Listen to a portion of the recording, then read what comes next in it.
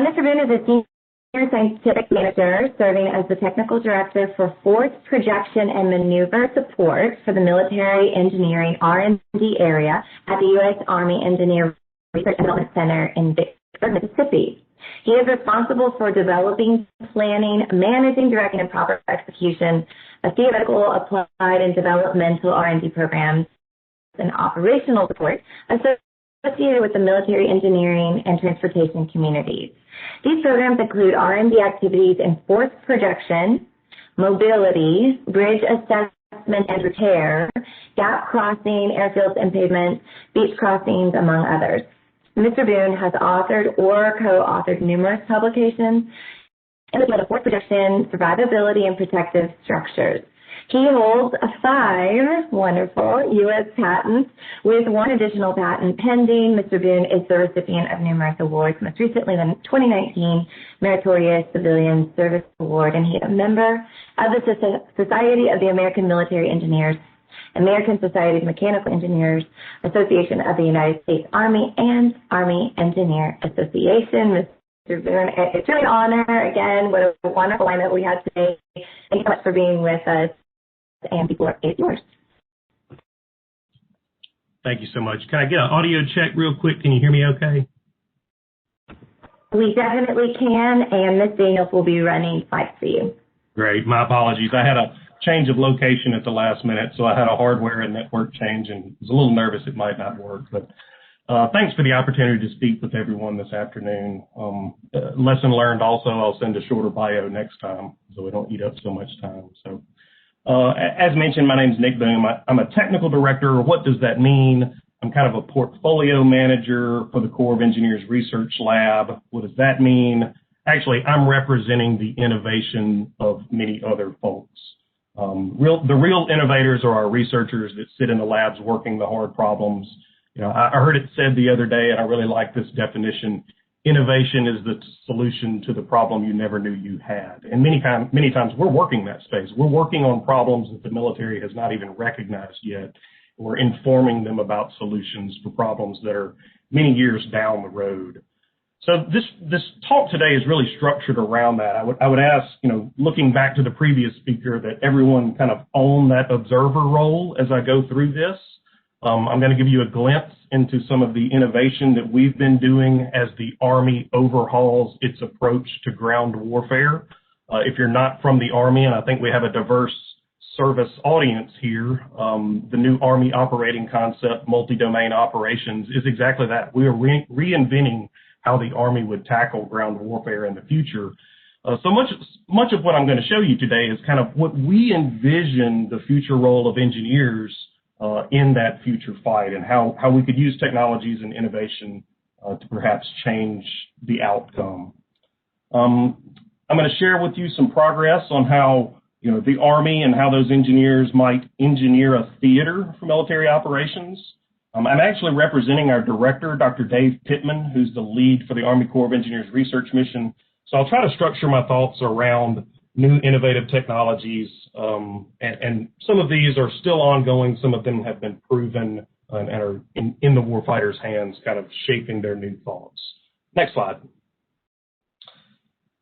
As I mentioned, the ERDC is the research arm of the Corps of Engineers. If you're not familiar with us, we're geographically spread across the continental United States. Our headquarters and 4 labs are in Vicksburg, Mississippi. I just happen to sit there. But we have other laboratories in Illinois, Virginia, New Hampshire. Combining that entire workforce across all of those sites yields a research staff of about 2,100 employees. 60% of those are engineers and scientists, and a large number of those possess advanced degrees. For example, about 31% of those have PhDs. You'll notice on this map other field sites indicated. These are specialized research facilities, or maintain unique facilities where we do specialized testing. For example, in the Alaska region, we have tunnels that we use to study permafrost. On the eastern coast, we have coastal research facilities. On the outer banks of North Carolina, we use those to understand nearshore processes for military operations and civil applications as well. The ERDC really coordinates our science and technology efforts across the whole of government, industry, and academic partners. We try to keep that pulse on technology development across the whole of government and industrial space as well. You heard a reference to that from the previous talker. However, we're not really just limited to the continental U.S. We frequently partner with international allies. We use their research test facilities overseas. Because of these international relationships, we actually maintain a permanent presence in London. We have an international research office and staff there. Some of the metrics you see in the lower right, back in 2018, we had 250 different engagements with 38 different countries. So we don't work in a vacuum. We know as innovators and technology developers, you must be aware of what others are doing. That's where the good ideas come from, sharing both what our approach is and learning from their approaches. We often host exchange officers and scientists, and we manage multiple information exchange agreements. We cooperate regularly with allies on R&D, and that's really our focus, research and development. We want to share the best and brightest amongst our allies. The plot on the lower left shows a recent generational distribution across our workforce. You'll notice we have many relatively inexperienced engineers and scientists replacing our retiring subject matter experts. Many of these subject matter experts spent 30 plus years deepening their field of study and supporting the Department of Defense. So this presents a challenge for knowledge management and succession planning that we're working through, as I'm sure many other government agencies and organizations are doing as well. Despite this manpower challenge, we continue to strive to meet the ERDC vision of Dr. Pittman to be a world-class R&D organization that discovers, develops, and delivers new ways to make the world safer and better every day. Many of you may be familiar with the Corps of Engineers and what we do for civil applications like flood control and river management, but the lesser-known portion of our mission supports the Army and other services as they prepare for military operations. So most of my talk today will focus on that mission and how we support the DoD. Next slide. So most of the Army's military operations obviously occur overseas. Therefore, we must be prepared and we must prepare our technologies and tactics to fight an away game, if you will. The ERDC director, Dr. Pittman, likes to organize most of our science and technology efforts into this understand, predict, and shape paradigm, where you first kind of have to understand what currently exists before you can predict what might exist, and lastly, actively shape the outcome by altering the conditions to what you want to exist. This understand, predict, shape paradigm can be applied to multiple mission sets, domains, or technology areas, and this paradigm often helps researchers understand which phase of military missions they may be best contributing towards. Here I've listed a few examples of military missions that I'll try to cover today. I acknowledge, I'm not a big stickler for following doctrinal terms precisely, but with such a diverse audience, I'm sure you can imagine how these fit in your services vocabulary or even your own, non-service vocabulary. I'm not sure how diverse the audience here is. Each of the following slides that I'll show highlight a few examples of technologies that the Army engineers have been exploring to understand, predict, and shape these military missions in new and novel ways to be prepared for that future multi-domain operation that I talked about before. We expect there will be contested terrain, multiple dilemmas, and therefore we must be able to provide, new information in a rapid fashion to adapt to those constantly changing conditions. We want rapid decisions, flexible adjustments to be able to be made to the operations plans. So kind of the AI, data-informed decision-making is a general theme I think that you'll see throughout this brief. Next slide.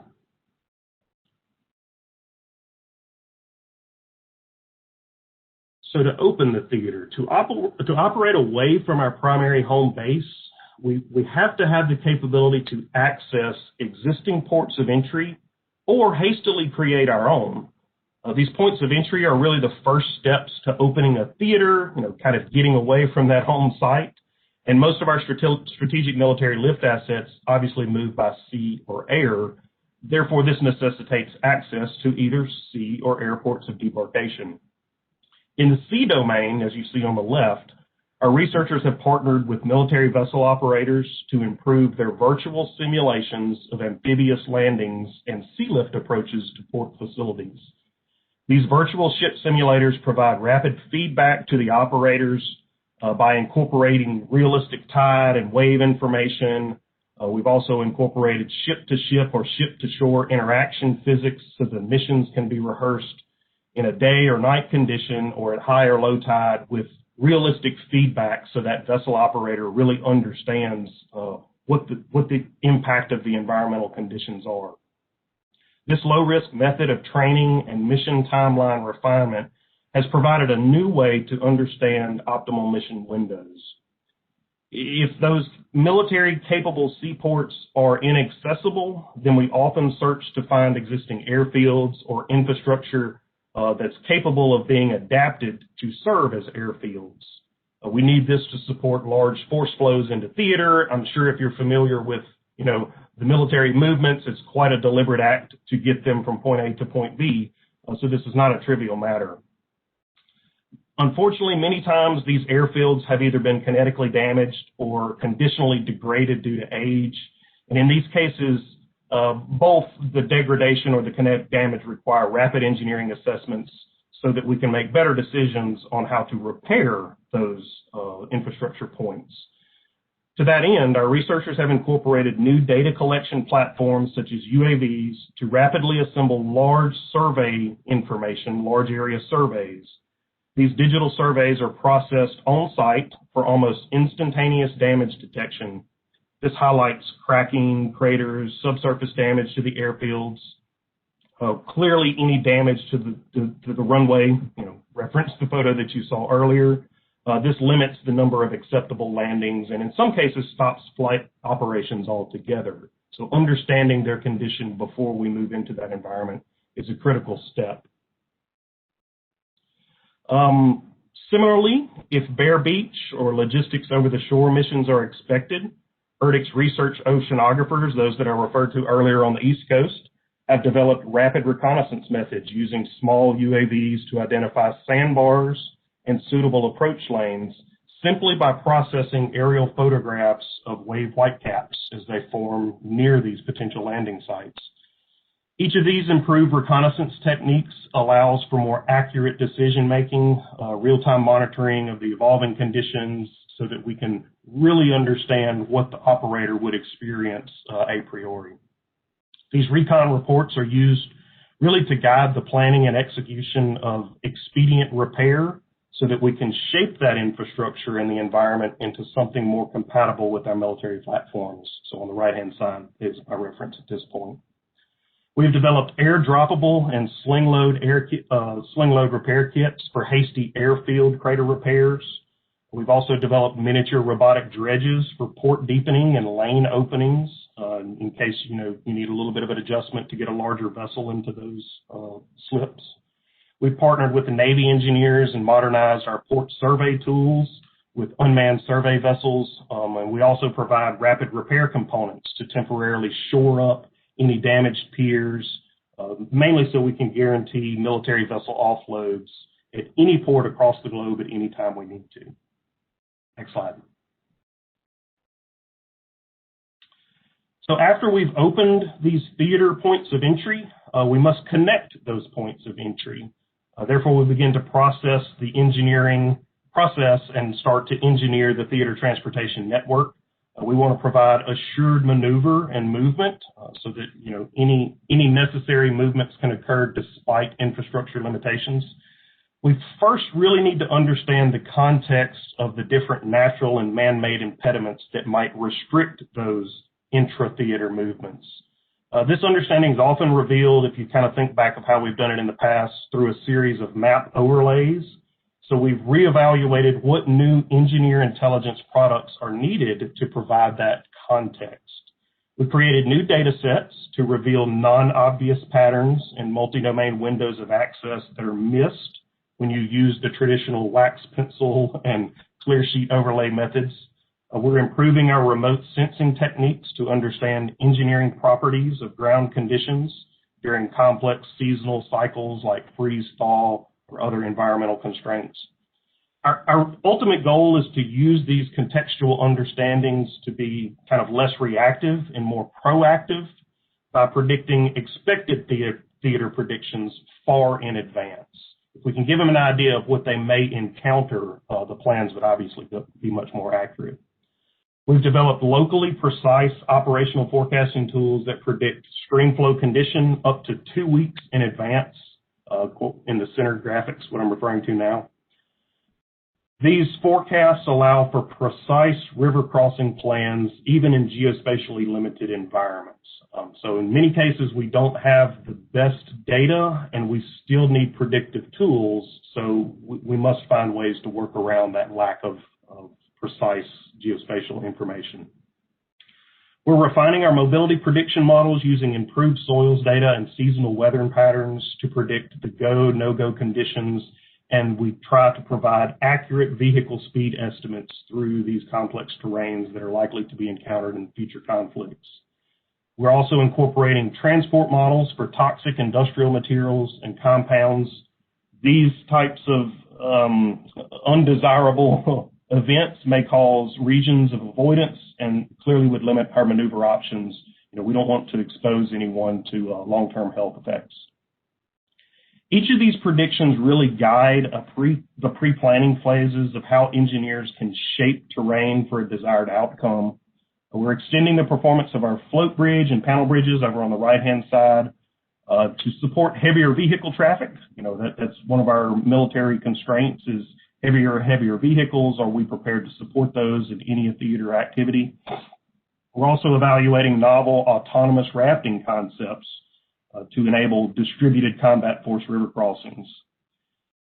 Overall, our automated tools and intelligence overlays in our mind would reveal maneuver corridors that would bypass toxic hazards, associated long-term health concerns. The remote sensing techniques that are referred to earlier on snow might highlight locations for constructing austere airfields in northern latitudes, and our goal would be to identify those sites that require minimum site prep or site requirements. Next slide. So as we research options to modernize the tools and tactics associated with the physical domains of sea, air, and land, we realize the importance of the fourth dimension and the interconnectedness of spatial and temporal, or the time dimension, during ground warfare. As I'm sure you're very familiar with, most maps are traditionally two-dimensional in nature. But really maintaining the awareness of that third dimension and pattern tracking the time dimension reveals critical insights for decision makers, and that's something that we should strive to update our systems to provide. As has always been the case, we need persistent understanding of our enemy's activities at a guarded perimeter. That's kind of Army 101. Perhaps also we need awareness along key terrain and water features. So to modernize this area, we've developed new wide area sensing systems that passively detect, classify, and alert different types of activities. I won't go into detail here, such as vehicle movements, digging, things along those lines.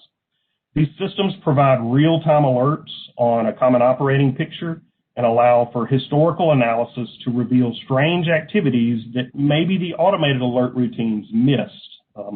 I think this is important as we get further into this artificial intelligence informed decision making. There may still be a need to reanalyze data that our automated routines miss, and we're baking that into a lot of our systems as we go. We're developing tactical geophysical sensing methods capable of monitoring bridge condition and a multitude of evolving threats at long standoff without the need for line of sight. These infrasound and seismic sensors reveal patterns of life and expose activities really intended to be hidden, but it's mainly because we've been conditioned to rely so much on the visual spectrum that most people don't believe it if they can't see it. So this is a new area of research for us, is to become less reliant on your visual spectrum and trust the non-visual. In an austere desert environment, we were reminded of the adversary's willingness to use subterranean approaches. The third dimension will also be exploited in the dense urban environments. If you think about it, there are obviously utilities and transportation infrastructure existing underground. Those could be used to provide rapid underground movements.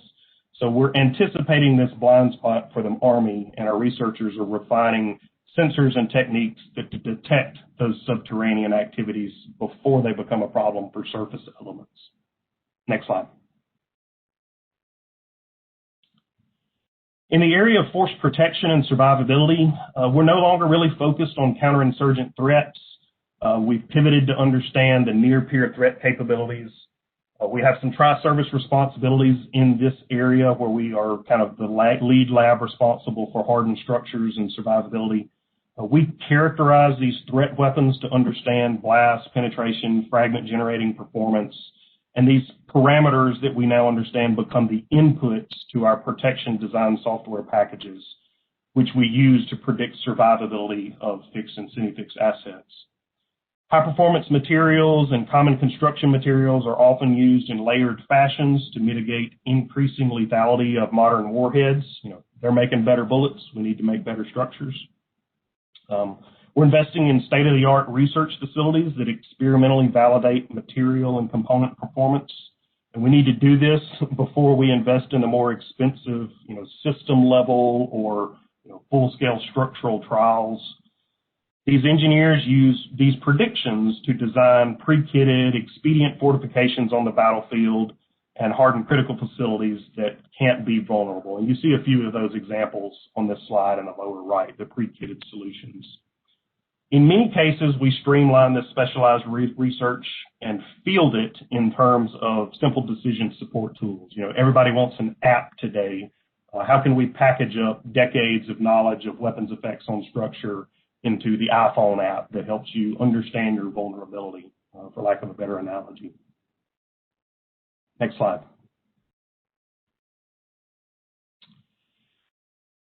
This area of information-enhanced decisions, I think, is a growing research space for all of the services. We know in our personal lives, the amount of information generated daily is constantly growing, and much is just instantly available at our fingertips as we sit on our couch or wherever you may be working from today. Our researchers are finding ways to exploit this fact so warfighters can decide faster with accurate data and hopefully minimize risk. That's really one of the warfighter's goals, is minimize risk.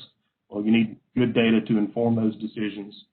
We're creating new methods to rapidly map terrain both above and below the surface of the Earth with automated tools that expedite the availability of that 3D information. And typically our goal is to collect and disseminate that without putting soldiers in harm's way. Where possible, we incorporate condition-based maintenance of infrastructure and platforms to minimize downtime and streamline logistical supply chains. For operational planners and for mission command elements, we're synchronizing the operations, intelligence, and logistics function. Apologies if I'm a little deep on the military lingo here, but that's the world we live in. With the goal of providing online, map-based collaborative planning tools so that authoritative data sets are available to all planners instantly with customized apps assisting them in developing courses of action for their commanders. For extremely large data sets, as is often the case when you're working with system acquisition studies or major acquisition defense programs, these types of data sets obviously necessitate the use of supercomputers. We need to execute, in some cases, high-fidelity physics-based modeling of component behaviors in an infinite set of operating conditions. It's where in the past we would do one-off validation experimental approaches to understand performance in a set-based condition. How can we extend that to exercise the entire realm of operational conditions that a platform may be experiencing? These models predict system resilience and identify weak points way before the first prototype is manufactured. So this is a cutting-edge area of innovation for us. All these methods and tools lead to enhanced decisions, whether you're contemplating the design requirements for a military base in our support area, or you're optimizing military platform performance, or maybe even just identifying a probable route for extreme logistics, such as over the poles or elsewhere, without really embracing this automated computational technique and having that crunch all the information systematically, I fear our decisions will always be partially informed. Now, granted, a human will always make the decision, and we acknowledge that, but we just want to help them make it faster. So how can we leverage computational approaches, AI-informed algorithms, and robust computing to accelerate those decisions? Next slide. So lastly, from the Army's perspective, before I switch over, I actually have a few slides on some work we're doing for the Air Force, given there's probably a decent Air Force audience attached. Really, in this last slide, I'd like to talk about where we're seeking to understand which engineer missions expose combat forces or combat support forces to risky situations, or maybe we're unnecessarily burdening them with repetitive missions that could easily be accomplished with robotics. Our researchers have developed an engineer-specific sensor package and adapted it to an Army unmanned ground system. You see it in the center of the slide, to basically characterize a site with robotic capabilities. This autonomously surveys and gathers soil properties with really limited human interaction. Additionally, we've successfully demonstrated, large-scale construction of military barracks and bridge components. That's what's shown on the right-hand side, using 3D printing systems. The goal here is minimize labor hours, eliminate the waste of concrete form materials, basically lightening the logistics and lowering the manpower burdens. Soon, we hope that we will equip the Army with teleoperated or semi-autonomous excavators, bulldozers, and other construction equipment that could also be employed during high-risk missions such as obstacle removal, minefield breaching, etc. Next slide. So that was a highlight of kind of an overview wave top of some of the Army activities, a few joint force activities, but given that this is an Air Force sponsored talk, I wanted to hit you with a few slides focused on some Air Force reimbursable activities that we're supporting. We've been working to actively instrument the runway at Hill Air Force Base, kind of call it the smart runway, with the goal of understanding these aircraft loads on the pavements in real conditions. Once you install this subgrade instrumentation data set, it really gives us deep understandings at different layers of what these heavier and heavier wheel platforms or heavier and heavier aircraft platforms are, how they're damaging the pavement, how we can tie that to life cycle management, et cetera. The goal here is to change kind of our future design practices, and it reveals insights about how perhaps our current practices, our current design techniques are insufficient. Interestingly enough, all of this data is aggregated real time on a web-based data set so that we can instantly access it, conduct analysis. If there was some extreme event or a weird platform coming in, we don't have to deploy a team to go plug into the instrumentation. It's available at our fingertips. Next slide. In a contingency environment overseas, we often encounter inferior pavements. So if you're not familiar, ERDC is the tri-service lead laboratory for airfields and pavements. We have, for that responsibility, we maintain some unique test facilities, and you see the photo in the upper right is an example of that, where we have specialized equipment that simulates the wheel loads of these large military platforms interacting with pavements.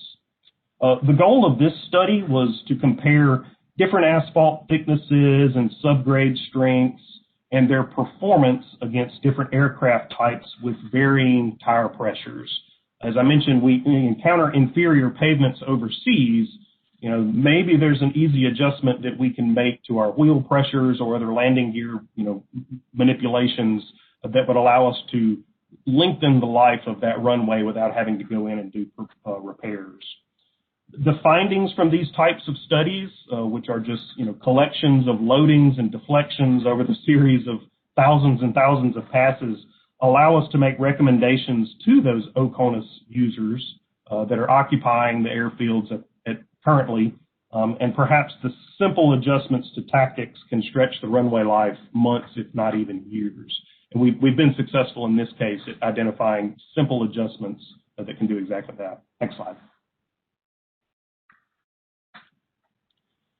The third example here, the goal is to evaluate requirements for expeditionary operations with new aircraft.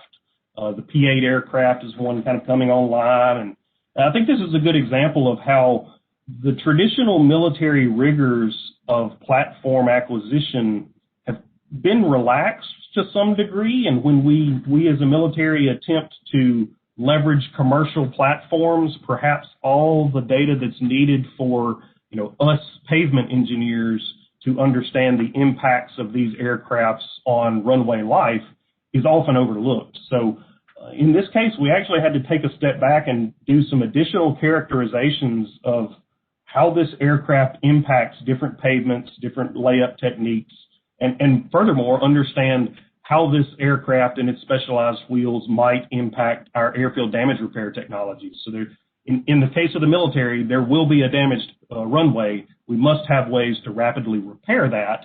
If somebody throws a new airframe at us, understanding how that could degrade our traditional repair techniques is of critical importance. So we see kind of a migration here of researchers having to collect data that in the past was handed to us due to the military rigors of platform development, and maybe take a step back, 2 steps back in order to take a step forward. Next slide. Last Air Force topic here, when you don't have an airfield, you have to take it with you. And if you're not familiar, there is a capability across the military to do exactly that. It's traditionally been called AM2 matting or airfield matting. It's an extruded aluminum mat. The Marine Corps has a primary mission in installing these. In some cases, they're just installed as aprons along the side or parking areas, but they can meet the requirements for full expeditionary runways. But these materials were really designed and constructed and fielded back in the Vietnam era, and they tend to not be optimized. So we've been running a large program here to lightweight or improve the performance of these materials with different shapes, different material properties, perhaps different layup techniques to reduce volume and weight as you ship this capability around the globe. And basically, if you think about taking an airfield with you everywhere you go, that's going to take up some space and weight. So any time, money, and thought put into innovating what's the optimal material layup, the optimal shape, the optimal structural requirements is a very smart investment, because this opens avenues and airfields in places where others might not be expecting us to do that. The last few bullets, we're also in the midst of evaluating some new vendors that are coming online that can produce this capability. We want redundancy in our supply chain, so understanding deficiencies of different vendor supply chains and perhaps limited performance of new concepts is one of our other missions that we run regularly throughout the ERDC. Next slide. So in summary, the ERDC, we're developing new technologies. We want to modernize the way that we can shape, project, sustain, or protect the Army in multi-domain operations. These technologies can be used to engineer a theater for success. Obviously, that begins, as I mentioned, with entering the theater. We want to enable intra-theater movement and maneuver. We need to protect the force in a challenging, dense urban environment or other, near-peer conditions. At every moment, we want to maintain three-dimensional awareness of changing conditions and provide smart systems that automatically recommend adjustments to that evolving picture. Our final goal, of course, is reaching the objective faster, safer, and with fewer forces involved. So this OV1 of sorts, if you key in on any term, we have some research activity occurring in that space, and it represents, the magnitude of the problem that the engineers provide as a support force to the Joint Service. I think next slide is my last, and I'll pause for questions. Thanks.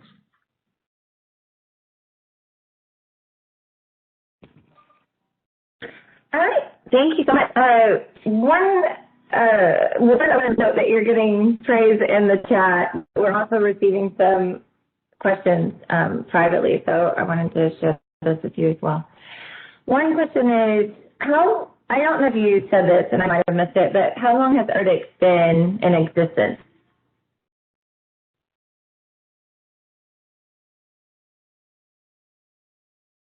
I said I was going to try to turn my webcam on, so we'll go with that. Yeah, great question. So I'll start with the origins of the Corps of Engineers. So the Corps of Engineers has been around since the formation of the country. 1775, First Continental Congress, we formed a military. The Corps of Engineers was a representation there and has served this nation since that time. Our research arm existed in various forms throughout the decades and centuries, I guess, if you want to say that. But really our foundation, I think, started after the 1927 flood of the Mississippi River. So the research lab, known as the Waterways Experiment Station, was stood up in Vicksburg, Mississippi to solve that national problem of controlling our riverways. The expertise that the Corps of Engineers emplaced at that site for geotechnical, concrete, civil engineering in general was then adapted to military needs during World War II. So there was a large support to the military activities in World War II run out of the Vicksburg site as well as the other sites. So you kind of see this evolution of civil engineering R&D support to the nation that when needed can pivot over to support Department of Defense needs, and when not needed, researchers will pivot back to the civil engineering activities supporting our civil works missions. But formally, the ERDC was only stood up in, I believe, the year 2001. And really all it is was a combination of other research labs. I mentioned earlier the geographic sites that were spread across the nation, bringing them under one headquarters. Because the power of ERDC is multidisciplinary approaches to solving these complex problems.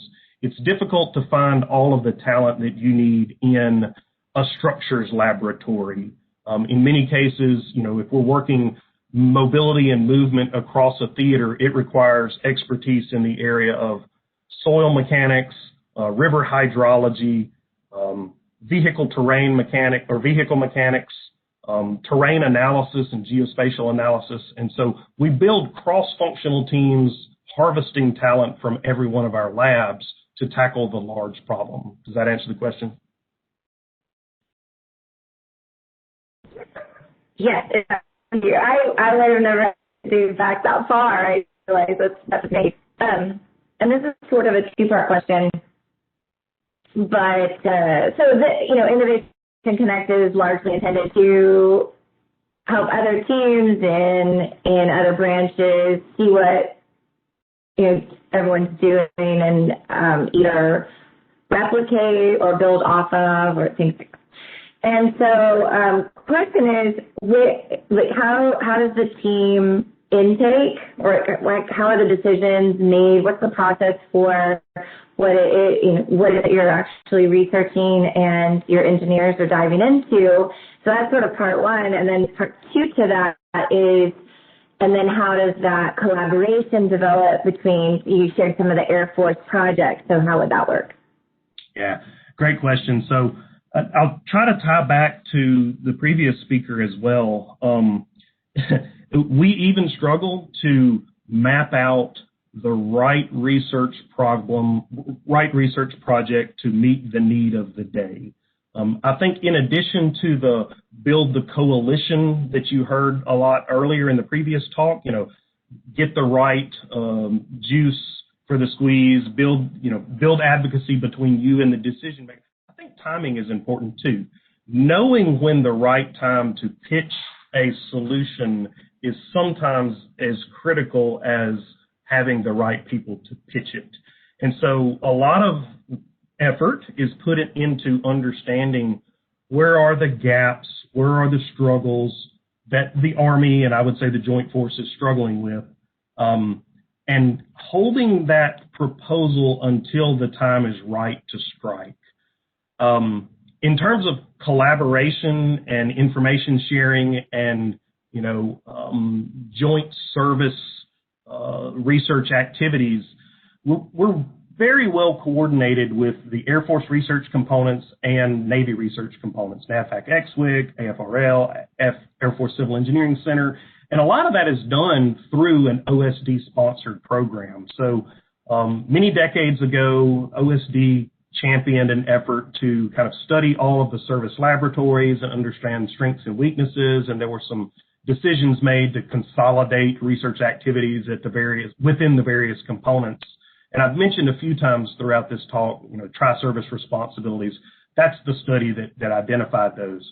But annually, we get together and we share with my counterpart at the Navy and Air Force exactly the projects that are being executed, funded by each service, to eliminate any perceived redundancies. There's no point in me investing in port repair if the Navy is already addressing that.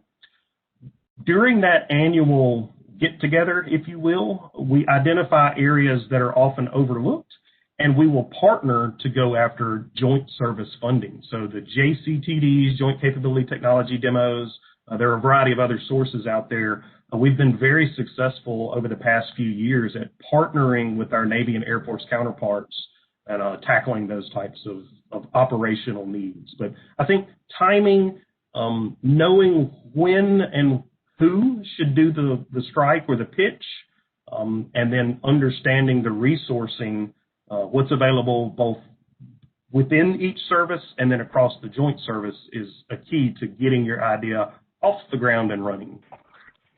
So just to clarify, most of the time your team is presenting a proposal to fill an identified gap versus a team comes to you, or how does that work? Yeah.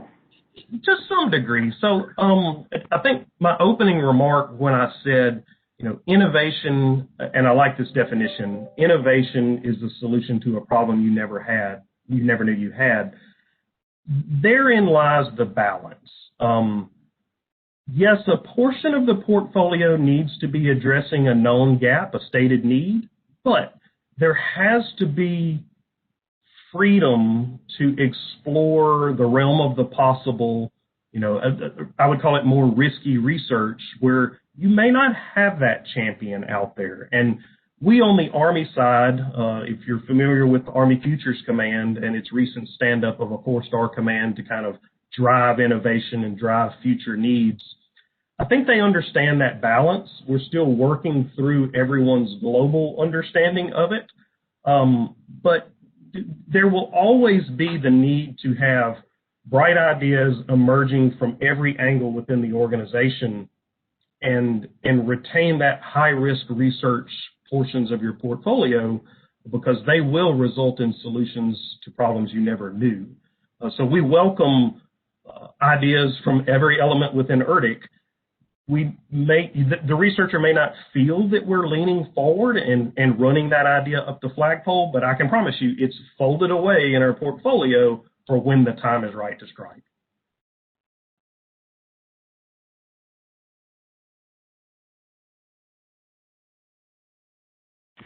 Okay. Shortfalls facing joint convergence? Great question. The technical shortfalls, I may not meet this question precisely, but I can tell you some of the shortfalls that I've noticed. Data management, information sharing, level of confidence in the data that's out there. I experience, my job is making sure the Army and the Joint Force can get from point A to point B. As a tactical example of that, bridge integrity is a critical element of that. Understanding, can a bridge carry a tank, or would it collapse under the weight of a tank? There are multiple ways of assessing that piece of information. It could be tactical reconnaissance, somebody on the ground pulling a tape measure, measuring structural members. We can do it through satellite imagery with a lesser amount of confidence. But each of those approaches produces a piece of data that sadly in this day and time can easily be shared through geospatial means, but what's often lost is the level of confidence in how that was gained. And so I think one of our struggles as we go forward with joint force integration, convergence, making sure that everyone is receiving the same common operating picture at the right time, is also ensuring that everyone understands the underlying, in my world, engineering assumptions or underlying methods that were used to produce that piece of information. As I said before, accessibility of information is to some degree getting easier and easier. Granted, we have challenges with NIPR, SIPR, JWIX protocols, and all of that I'm sure will be overcome. We also have challenges with interoperability with allies. All of that could be overcome, but when we get through those gateways, does everyone really understand the pedigree and heritage of the data that they're accessing now? Because, as an engineer with the green grid paper, if you don't know the assumptions that were put into the answer, it's very difficult to trust that answer. So I think managing, retaining, and propagating that pedigree or heritage of whatever data system we're talking about, be it intelligence, operations, logistics, et cetera, is going to be a challenge in the future. Information management and data sharing. Over. Absolutely. Thank you. Last question, where do you see ERDC in the next 5 years?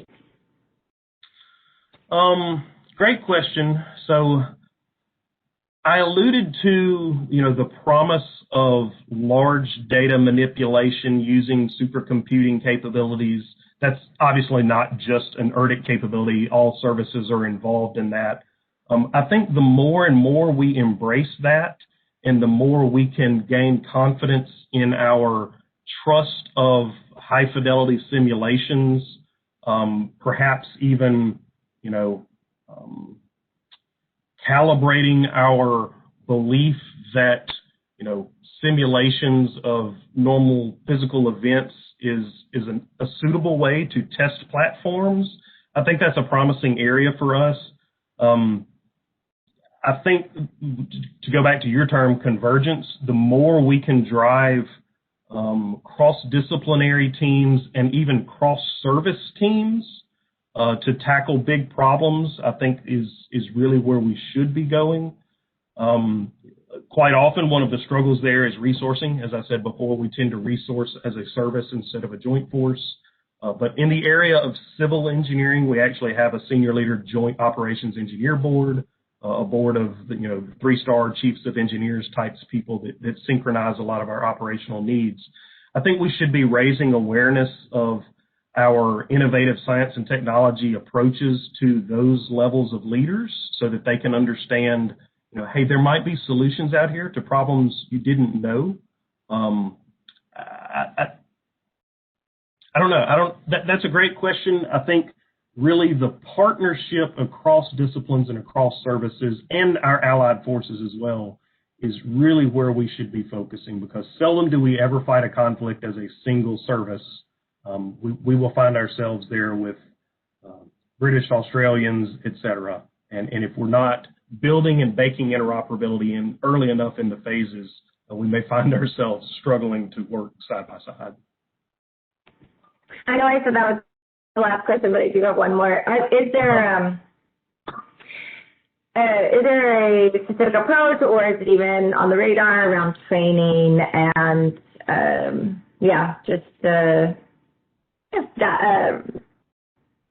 talent management?